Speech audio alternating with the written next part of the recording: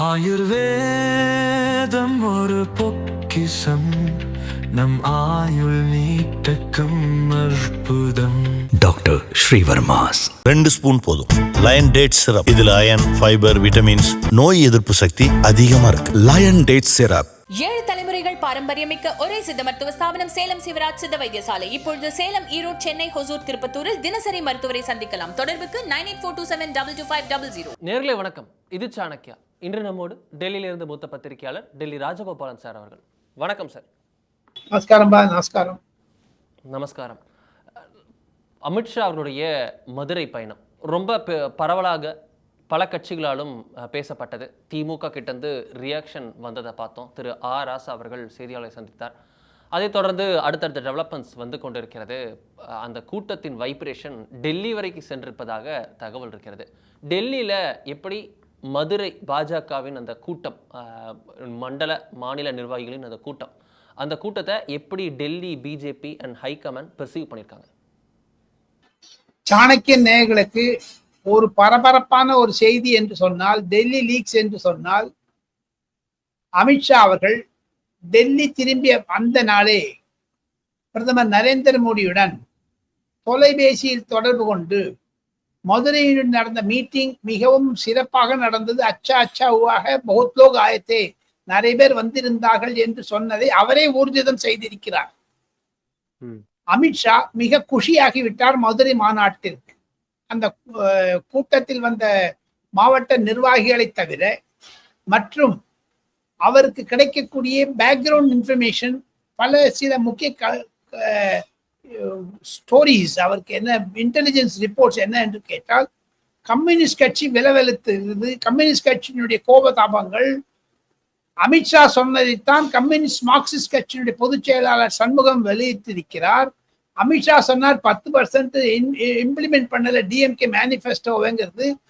ஆனால் communist Marxist கட்சி 98% பண்ணலன்னு சொல்லியிருக்காங்க. அதை அமித்ஷாவுடன் சொன்ன போது சிரித்தார்.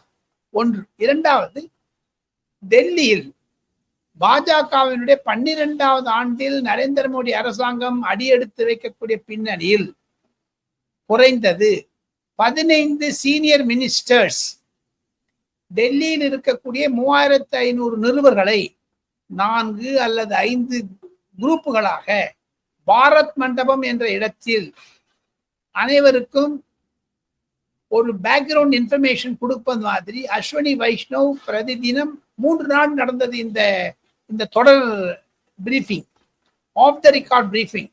இந்த 3 நாள்ல 2 நாள் அமித்ஷா வந்திருந்தார், 1 நாள் ராஜ்நாத் சிங். அப்புறம் அமித்ஷாவுடன் இருந்தது அனைத்து பல சீனியர் மினிஸ்டர்ஸ் இருந்தாங்க. அதில் அமித்ஷா சொன்னது 3 முக்கிய கருத்துக்கள். பத்திரிகைக்காரர்களிடமிடையே அமித்ஷா சொன்னது பல ஆங்கில, ஹிந்தி, தெலுங்கு, மலையாளம், கன்னடம் போன்ற பாஷை நிருபர்கள் அடிக்கடி வரும் அந்த பத்திரிகை கூட்டத்தில் அதிமுக எடப்பாடி பழனிசாமி தலையில் தமிழகத்தில் அமைச்சரவை அணி நிர்ணயிக்கும், கண்டிப்பாக அமையும், 140 முதல் 150 சீட்டு வரை நாங்கள் எடுக்கும், ஜபர்தஸ்த் ஜீத் ஹோகி, ஜபர்தஸ்த் ஜீத் ஹோகி என்டிஏக்கு. இரண்டாவதாக, தமிழகத்தில் தான் பேசியது மாதிரி முருகன் மாநாட்டிற்கு யோகி ஆதித்யநாத் செல்ல இருக்கிறார், பவன் கல்யாண் செல்ல இருக்கிறார். அதையும் தவிர பல தர்ம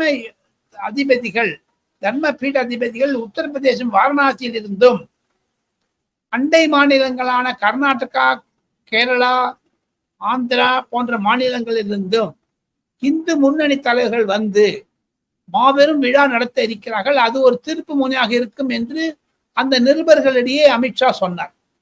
அமித்ஷா பல கேள்விகளுக்கு பதில் சொன்னார். ஆனால் அதையெல்லாம் அவர்கள் ஆஃப் த ரெக்கார்ட் பிரீஃபிங்காக வைத்துக் கொள்ள வேண்டும். காரணம், இது வெற்றி விழாவில் நாங்க என்னென்ன செய்தோம் ஸ்லைடு போட்டு காமிச்சாங்க.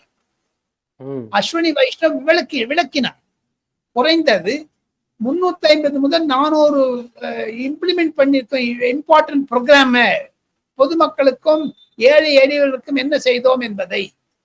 இதை அமித்ஷா சொல்லும் பொழுது கண்டிப்பாக விஜய் பற்றியும் கேள்வி கேட்டார்கள். விஜய் பற்றி அவர் சொல்லும் பொழுது தமிழகத்தில் என்டிஏனுடைய தலைமை எடப்பாடி பழனிசாமி தலைமையில் தான் இருக்கிறது, அவர் முடிவு செய்வார் என்று ஒரு வேகா சொல்லிட்டார். இருப்பினும் நரேந்திர மோடி வந்தாலும் சரி, இடி வந்தாலும் சரி, மோடி வந்தாலும் சரி, நாங்கள் பயப்பட மாட்டோம் என்று சொன்ன உதயநிதி ஸ்டாலினை பற்றி ஒரு பத்திரிகை நிருபர் கேட்டதற்கு, நான் வந்த பிறகு பேசவில்லை என்று சொல்லுகிறார்களே, நிருபர் கூட்டத்தில் உதயநிதி பேசாமல் போனாராமே என் பெயர் எடுத்தவுடன் என்று சொல்லி அதை அவருக்கு தெரிவித்திருக்கிறார்கள். அதையும் அவர் குறிப்பிட்டு சொன்னார். இதுதான் டெல்லி லீக்ஸ், டெல்லியில் நடப்பது.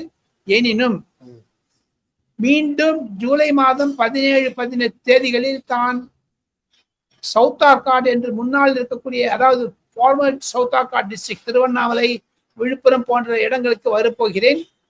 பிரதமர் நரேந்திர மோடி அவர்கள் ராமநாதபுரம், திருநெல்வேலிக்கு வர இருக்கிறார் ஜூலை மாதம் 3வது வாரத்தில் என்ற செய்தியும் அவர் சொன்னார். ஸோ தென் மாவட்டங்களை குறிவைக்கிறது பாஜக, அதை புரிஞ்சுக்கலாம். கண்டிப்பா கண்டிப்பா கண்டிப்பா. பாருங்க, இன்னைக்கு கூட சேலத்தில் இருக்காரு சீஃப் மினிஸ்டர், போன வாட்டி கோயம்புத்தூர் போனாரு. அதே மாதிரி ஏடிஎம்கே கான்சென்ட்ரேட் பண்றாங்க. Pattali Makkal Katchi Anbumani Ramadoss district wise general council meeting வச்சிருக்காரு. பிஜேபியினுடைய எக்ஸிகியூட்டிவ் மீட்டிங் நடந்தது. ஆக மொத்தம் தமிழக அரசியல் மிக மிக சுறுசுறுப்பாக பரபரப்பாகிவிட்டது. ஒன்றும் இல்லைங்க, கம்யூனிஸ்ட் கட்சி கூட பேச ஆரம்பிச்சிட்டாங்க திமுக எதிர்த்து. அது ஒரு திமுக அணியில் ஒரு சலசலப்பை காண்பித்தாலும், திமுக அணியில் ஒரு நிலைப்பாட்டில் எல் முருகன் அவர்கள் மத்திய சொன்னது செப்டம்பரில் புது இது வரும், அலையன்ஸ் வரும் சொன்னது. அதையும் தவிர பல அதிமுக தலைவர்கள் எதிர்பார்ப்பது போன்று பல கட்சிகள் அதிமுகவில் வந்தாலும், நயினார் நாகேந்திரன் சொன்னது மாதிரி வைகோவுடன் நாங்கள் பேசிக் கொண்டிருக்கிறோம் என்று சொன்னது, இதையெல்லாம் வைத்து பார்த்தால் திமுக அணியில் ஒரு ஓட்டை விழுந்ததாகவும் ஒரு சலசலப்பு இருப்பதாகவும் தான் டெல்லி உணர்கிறது. ரமேஷ், ஓகே, அப்போ வைகோ அவர்களுடன் பேசி வருவது அப்படின்றது இது எந்த சேனல் நடக்குதுன்றது ஒரு முக்கியமான விஷயமா இருக்குல்ல. ஏன்னா உங்களுக்கு டெல்லி சைட்லேருந்து பேசுகிறாங்களா, இல்லை தமிழ்நாடு யூனிட் சைட்லேருந்து பேசுகிறாங்களா, இல்லை சீனியர் வைகோட்ட பேசுகிறாங்களா, ஜூனியர் வைகோட்ட பேசுகிறாங்களா? அவங்க கட்சிக்குள்ளேயே சின்ன சின்ன மோதல்கள் அப்பா பையனுக்குள்ளே இருந்ததை பார்த்தோம். இப்படி ராமதாஸ் அவர்களுக்கும் அன்புமணி அவர்களுக்கும் இருந்ததோ அதே போல் அங்கே இருக்கிறத பார்க்குறோம். ஸோ எந்த பேக் சேனல் மூலியமாக பேச்சுவார்த்தை நடக்கிறது? ஏன்னா நேற்று வரைக்கும் திரு வைகோ அவர்கள் பிஜேபிக்கு எதிராக இந்த கீழடி விவகாரத்தில் அறிக்கைகளை கொடுத்திருக்கிறார். அவங்க கொடுக்கத்தானே கொடுப்பாங்க, சேர்ந்தா கூட கொடுக்கத்தானே கொடுப்பாங்க. அதிமுக அலையன்ஸ்ல வைகோ வந்தா கூட கீழடி விவகாரத்தில் பாஜகவுடைய நிலை எதிர்நிலையாகத்தானே இருக்கிறது. நேற்று வந்த கஜேந்தர் ஷெகாவத் மத்திய கல்ச்சர் அமைச்சர் கூட அதுதானே சொன்னாரு. சென்னையில் அவர் வந்தது கீழடி விஷயத்தை அவர் ட்வீட் கூட போட்டிருக்கார் தமிழ்ல இன்றைக்கு. அதை தங்களுடைய நேயர்களுக்கு சொல்லியாக வேண்டும், சொல்லிக்கொள்ள வேண்டும். திமுக செய்வது அரசியல், திமுக செய்வது தமிழகத்திற்கு விரோதமான செயல் என்று கஜேந்தர் ஷெகாவத் சொல்லியிருக்கிறார். காரணம், யூனியன் கல்ச்சர் மினிஸ்ட்ரியில் இருக்கக்கூடிய நிறுவனர், அதாவது நிரூபணமான ஒன்று அது. கீழடி என்பது கான்ட்ரவர்ஷியல் இஷ்யூ. ஸோ அந்த விஷயத்தை வைகோ எடுத்தாருன்னா விட்டுருங்க. நீங்க கேட்ட கேள்விக்கு நான் பதில் சொல்றேன். வைகோவுடைய மகன் ஒரு சில பாஜகவுடைய மத்திய தலைவர்களுடன் தொடர்பில் இருக்கிறார். காரணம், வைகோ அவர்களுக்கு நன்றாக நான் அறிவேன், மரியாதை தரக்கூடிய வயதானவர் அவர். 83-84 வயதானாலும் மீண்டும் அவர் ராஜ்யசபா எதிர்பார்ப்பது சரியல்ல. காரணம், 80 வயசு மேல போனாலும் கஷ்டமா இருக்குங்க. இப்ப பாருங்க, டிஆர் பாலுக்கு கூட சீட் இல்லைங்கிறாங்க, துரைமுருகனுக்கு சீட் இல்லைங்கிறாங்க, அப்புறமா பிடிஆர் சீட் இல்லைங்கிறாங்க அசம்பிளியில. அதே மாதிரி நாடாளுமன்றத்தை சொல்லுவாங்க. சரத்பவார் கண்டெஸ்ட் பண்ண மாட்டேன்னுட்டாரு. இந்த மாதிரிலாம் ஒரு வயதானவர் லால் பிரசாத் யாதவ் எம்எல்ஏ கண்டெஸ்ட் பண்ண போதுன்னு அறிவிக்க போறாரு இன்னைக்கு. ஏன்னா செடாக் பாஸ்வான் போன்ற, தேஜஸ்வி யாதவ் போன்றவர்களெல்லாம் இளைஞர்கள் வந்து விட்டார்கள் களத்தில். முதியவர்கள் ஓய்வு பெற வேண்டும். அதிமுக சைடோ பாஜக சைடோ வந்தா கூட ஓட்டுகள் கன்வெர்ட் ஆகுமா ஆகாதா என்பதெல்லாம் ஒரு நிலைப்பாடு இருக்கிறது. பொறுத்திருந்து பாருங்கள், செப்டம்பர் அக்டோபரில் ஒரு நிலைப்பாடு வந்துவிடும். ஓகே, இதில் நமக்கு உங்களுக்கு அந்த பாயிண்ட் ஆஃப் வெர்ஷன்ஸில் ஏகப்பட்ட அப்ரோச் இருக்குல்ல. உங்களுக்கு மேலிட தலைமை உங்களுக்கு எப்படியாவது இன்னும் பல கட்சிகளை சேர்க்க வேண்டும் என நினைக்கிறது. அதிமுகவும் அதே முயற்சிகளை மேற்கொள்கிறது. ஆனால் அந்த பக்கத்துல இருந்து ஒரு ஹெசிடேஷன் இருக்கோ, ஒரு தாவேக்காக்கோ ஒரு மதிமுகக்கோ, அவங்களுக்குலாம் பிஜேபி இருக்கிற கூட்டணிக்கு வரத்துக்கு தயக்கம் அப்படின்ற பாயிண்ட் ஆஃப் வியூ இருக்கோ? எது இருப்பினும் எடப்பாடி பழனிசாமி தலைமையில் தமிழகத்தில் என்டிஏ எப்பொழுது டிடிவி தினகரன் போன்றவர்கள், சசிகலா போன்றவர்கள் என்டிஏ தலைமையில் எடப்பாடி என்று சொன்னால் அதை ஒத்துக்கொள்கிறார்கள். அதே மாதிரி நரேந்திர மோடியை அகில இந்திய தலைவர் என்று சொன்னால் ஒத்துக்கொள்கிறார்கள். இந்த பின்னணியில் பார்த்தால் அருண், வரக்கூடிய நாட்களில் மத்திய பாஜகவிலிருந்து சில யோசனைகளை எடப்பாடி பழனிசாமிக்கு தெரிவிக்கப்பட்டிருக்கிறது. நிலைமைகள் மாறிக்கொண்டு வருகின்றன. அமித்ஷா அவருடைய நிருபர் கூட்டத்தில் பல நிருபர்கள் பல தினங்களில் 3 தினங்களில் பேசியதனுடைய சாராம்சத்தை வைத்து பார்த்தால், எப்படி அமித்ஷா சொன்னாரோ, நான் எங்கிருந்தாலும் தமிழ்நாடு மீதுதான் என்னுடைய நோக்கம் என்று. காரணம் என்ன என்று கேட்டால் Arun, Bihar almost settled, seat arrangements எல்லாம் முடிச்சுட்டாங்க. தமிழகத்தில் மதுரை கான்ஃபரன்ஸ் சொன்ன மாதிரி தமிழகமும் வெஸ்ட் பெங்கால் தான் எங்களுக்கு குறிக்கோள் என்று சொன்னார். வெஸ்ட் பெங்கால்ல இன்னைக்கு நாம் இருவரும் பேசிக்கொண்டிருக்கும் போது கூட சுவேந்து அதிகாரி என்று சொல்லக்கூடிய மேற்கு வங்க பாஜக தலைவர் மிக சுறுசுறுப்பானவர். மிக மம்தா பானர்ஜிக்கு இடதுகரம் வலதுகரம் என்று போன நகமும் சதையும் மாறி அவ்வளவு நெருக்கமாக இருந்தவர் பிரிந்து வந்து மம்தா பானர்ஜிக்கு எதிர்கொடு கொடுத்து இன்று ராஜ்பவனுக்கு நடைபோகிறார். 77 எம்எல்ஏ கூட சேர்ந்து கொண்டு நாம் இருவரும் பேசி 2 மணிக்கு அவருக்கு அப்பாயின்மெண்ட் கொடுத்துருக்காங்க. ஸோ இந்த இதற்கான அங்க இருக்கக்கூடிய லோக்கல் பாலிடிக்ஸ், லோக்கல் இஷ்யூஸ் எல்லாம் பண்ணி அமித்ஷாவிற்கு 2 விஷயத்தில் அசாமை பத்தி கவலை கிடையாது. ஏன்னா ஹேமந்த விஸ்வ சர்மா கல்ல கொடுத்துட்டாங்க. இந்த கேரளால வந்து is yet to become a stronger force. ஆக மொத்தம் மீந்து இருக்குது 2, தமிழ்நாடு, வெஸ்ட் பெங்கால். வெஸ்ட் பெங்கால்ல கண்டிப்பாக மத்திய பாஜக ஒரு பிடிப்பு இருக்கிறது.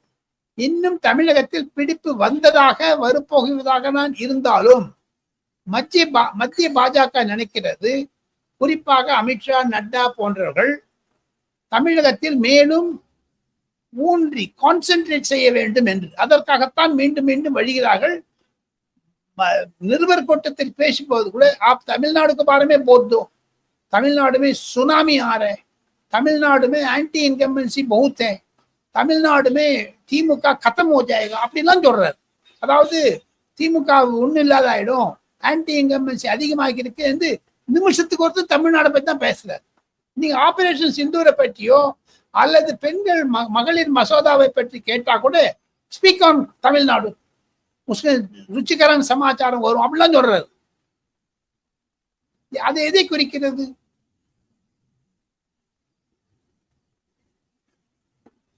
ஸோ அவ்வளோ கான்ஃபிடண்டா இருக்கிறது பாஜக. கண்டிப்பா அமித்ஷா இருக்கிறார். பாஜக அவர்களுக்கு உற்சாகப்படுத்தக்கூடிய அளவில் இருந்தாலும் சரி, பொதுமக்கள் திமுகவுடன் விலகி விட்டதாகத்தான் அமித்ஷா நினைக்கிறார். ரகசியத்தை சொல்ல போனார். அதுதான் முக்கியமான டெல்லி லீக்ஸ். பொதுமக்களிடமிருந்து வரக்கூடிய எதிர்வினைகள், இன்டெலிஜென்ஸ் ரிப்போர்ட், களத்தில் இருக்கக்கூடிய கணித அதாவது போல் இது ஸ்ட்ராட்டஜி மீட்டிங்ஸ், போல் சர்வேஸ், இதெல்லாம் எதை கருத்து கணிப்பு எதை சொல்லுகிறது? திமுக கண்டிப்பாக பொதுமக்கள் விலகிவிட்டது. இது பாருங்க, ஒன்னே ஒன்று சொல்றேன். அமித்ஷா அவரு அந்த பிரஸ் கான்ஃபரன்ஸ்லயே கேட்டார், டிஎம்கே நீட்டை பத்தி 7.5% ஏடிஎம்கே கொடுத்தது, டிஎம்கே வந்தோன்னு 10% ஆக்குவேன்னு சொல்லுவாங்க. ஆக்கல, 5 வருஷம் ஆச்சு. ஆனா நீட்ல கேஸும் போடல, வேணும்னு எங்களை திட்டுறாருன்னு சொல்லிட்டு அதை குறிப்பிட்டு சொன்னார். இதையெல்லாம் தமிழகத்தில் இருந்து எடுத்து கொடுக்கிற அதிமுக தலைவர்கள், பாஜக தலைவர்கள் அமித்ஷாவிற்கு எடுத்து தருகிறார்கள். அதைத்தான் அவர் பிரதிபலிக்கிறார், அதை ஊன்று படிக்கிறார். இதுதான் பின்னணி அருண். ஓகே, இதுல வந்து திரு அண்ணாமலை அவர்களுக்கு அங்க கிடைச்ச ரிசப்ஷன் அது எப்படி டெல்லி ஹைகமாண்ட் பார்த்தது? ஏன்னால் அவர் வந்து மாநில தலைவர் பதவியிலிருந்து மாற்றப்பட்டிருக்கார். ஆனாலும் அவருக்கான மாஸ் அங்க வந்து குறையல. அவருடைய பெயர் உச்சரித்த போதும், அவர் மேடைக்கு வந்த போதும், அவர் பேச தொடங்கிய உடனும் எப்பேற்பட்ட ஆர்ப்பரிப்பு இருந்ததுன்னு நம்ம பார்த்தோம். அமித்ஷா அவர்கள் அந்த உரையை பாஸ் செய்து 1 நிமிஷம் பார்த்து சிரிச்சுட்டு ஒரு ஒரு புலங்காகிதம் அடைத்துட்டு அடுத்த கட்டத்துக்கு பேச ஆரம்பிக்கிறார். திரு எல்முருகன் அவர்களை அறிமுகப்படுத்துகிறார். அப்படி இருக்க இந்த டெல்லி ஹைகமாண்ட் எப்படி ரிசீவ் பண்ணிக்கிட்டாங்க? மத்திய பாஜகவுடைய தலைமை கண்டிப்பாக அண்ணாமலையுடைய செயலை மதிக்கிறது. தமிழகத்தில் பாஜக வளர்ந்து விட்டது, அண்ணாமலையினுடைய எண் மக்கள் என் மக்கள் நடைபயணத்தின் மூலமாக அண்ணாமலை செய்திருக்கக்கூடிய தொண்டிற்கு கண்டிப்பாக சன்மானம் கிடைக்கும். ஆணித்தரமாக மீண்டும் நிருபர்கள் கூட்டத்தில் கூட அமித்ஷா சொன்னது நான் காதால் கேட்டது. ஆக மொத்தம் அவர் அண்ணாமலை கடிதம் எழுதியிருப்பதாக கூட சொல்லுகிறார்கள். பிரதமர் நரேந்திர மோடிக்கும் ஜே.பி. நட்டாவிற்கும் எதையெல்லாம் செய்ய வேண்டும் என்று அதை உன்னிப்பாக கவனிப்பார்கள். மத்திய பாஜகவினுடைய புது தேர்தல் நடக்க இருக்கிறது. மேற்கு வங்காளம், அதாவது இருக்கக்கூடிய தெலுங்கானா, குஜராத், ஈவன் உத்தரப்பிரதேஷ், இங்கெல்லாம் மாநில தலைவர்கள் நியமிக்கப்படவில்லை. பாஜகவினுடைய கட்டமைப்புப்படி 50% ஸ்டேட்ஸ் தான் ரெக்கக்னைஸ் பண்ணி ஜெனரல் கவுன்சில் மூவ் பண்ணி தேர்தல் நடத்தணும்னு. இது ஆகஸ்ட் மாசம் மட்டும் தள்ளி போடும் போல இருக்குது. மத்திய பாஜகவுடைய தேர்தல் ஜே.பி. நட்டாவிற்கு வரக்கூடிய சக்சஸர் அவருக்கு தொடர்ந்து புதிதாக வரக்கூடிய தலைவர் கண்டிப்பாக அண்ணாமலையை பொதுச் செயலராக எடுத்துக்கொள்வார். அகில இந்திய பொதுச் ஒரு அல்ல என்றால் தேஜஸ்வி சூர்யாவுடைய இடமான ஆல் இந்தியா பாரதிய யுவஜன மோர்ச்சாவுடைய தலைவராக நியமிக்கப்படும் என்று தான் சொல்லுகிறார்கள் டெல்லியில். இதை பொறுத்திருந்து பார்க்க வேண்டும். ஓகே, இதுல நான் அடுத்த கட்டமா கேட்கணும்னு நினைக்கிறது, இதுல திமுக எப்படி ரிசீவ் பண்ணியிருக்கின்றது? திமுக சைட்ல ஒரு பரபரப்பு, ஒரு பதற்றம் வந்து விட்டதோ அப்படின்னு சிலர் ரேட் பண்றாங்க. குறிப்பா திரு அமித்ஷா அவர்கள் சென்று விட்டவுடன் ஆராசா அவர்களை விட்டு பிரஸ் மீட் கொடுக்க விட்டார். இதுக்கு முன்னாடி வரைக்கும் டி.கே. இளங்கோவன் அல்லது ஆர்.எஸ். பாரதி போன்றவர்கள் செய்திகளை சந்தித்து வந்தனர். ஆனால் இம்முறை ஆராசா போன்ற மிக முக்கியமான தலைவரை முன்னிறுத்தி பதிலடிக்கு கொடுத்திருக்கிறது திமுக. திமுக எப்படி பார்த்திருக்கிறது இந்த மூவை? அதிமுக பாஜக கூட்டணி அது எக்ஸ்பேண்ட் ஆகுன்றாங்க, இதாகுன்றாங்கன்னு ஏகப்பட்ட ரிப்போர்ட்ஸ் வருது. ஏற்கனவே திமுக கூட்டணி ஒரு ஷேக்கியா இருக்கு. அப்படி இருக்க இந்த விஜயம், இனி நடக்க இருக்கக்கூடிய விஜயங்கள், இதை எல்லாத்தையும் எப்படி பார்க்கிறது திமுக? திமுக ஒரு வளர்ந்த கட்சி, 50-60 ஆண்டுகளாக தமிழகத்தில் வேரூன்றிய கட்சி. அதை பற்றி அவ்வளவு சுலபமாக ஒதுக்கி தள்ளிவிட முடியாது. திமுகவுடைய எதிர்வினை நேச்சுரல். ஆனால் ஒரு உலுக்கி பார்க்கிறார் அமித்ஷா. அமித்ஷா ஏன் சொன்னார்? அவர் ஹரியானா, மத்திய பிரதேசம், மகாராஷ்டிரா, ஒரிசாவில காரணம் என்ன என்று கேட்டால், அங்கு இருக்கக்கூடிய நிலைமையை பார்த்தால் மகாராஷ்டிராவில், டெல்லியில், ஹரியானாவில் இருந்தது பாஜகவிற்கு சாதகமாக இருந்த சூழ்நிலை. அந்த சூழ்நிலையை நான் தமிழகத்திலும் பார்க்கிறேன் என்று மீண்டும் மீண்டும் சொல்லுகிறார் அமித்ஷா. ஆர் ராஜாவை பற்றி கண்டிப்பாக அமித்ஷா அவர்கள் சீரியஸா தான் எடுத்துக்கொள்கிறார்கள். ஆர் ராஜாவுடைய கருத்து ஏன் மு.க. ஸ்டாலின் இது பற்றி பேசவில்லை? பிரதமரை சந்தித்த பிறகு அவங்களே கொஞ்சம் சாஃப்டா போறாங்களா பிஜேபி? ஏன்னா ஏடிஎம்கே ஜெனரல் கவுன்சில்ல கூட அதை பத்தி ஒரு ரெஃபரன்ஸ் இல்லை. நரேந்திர மோடியை அட்டாக் பண்ணி பர்சனலா பாஜகவை திட்டிருக்காங்க. இருப்பினும் திமுகவிற்கு கட்சிக்குள்ளேயே பல மாறுதல்கள் மத்திய பாஜக எதிர்பார்க்கிறது. குறிப்பாக அமித்ஷா மதுரை வந்த பிறகு பலசலப்பு என்றாலும் கூடிய விரைவில் என்போர்ஸ்மெண்ட் டைரக்டரேட்டினுடைய அபிடவிட் சுப்ரீம் கோர்ட்டில் ஃபைல் செய்ய இருக்கிறார்கள் 15-16 தேதி வாக்கில்.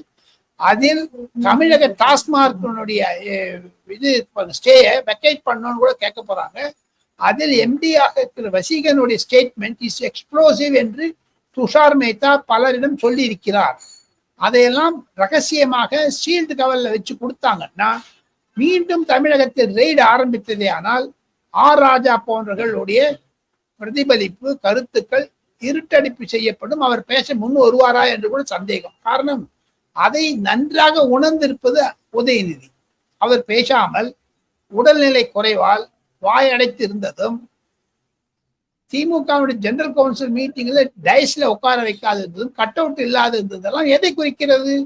திமுகவில் இருக்கக்கூடிய உள்கட்சி பிரச்சனையைத்தான் குறிக்கிறது.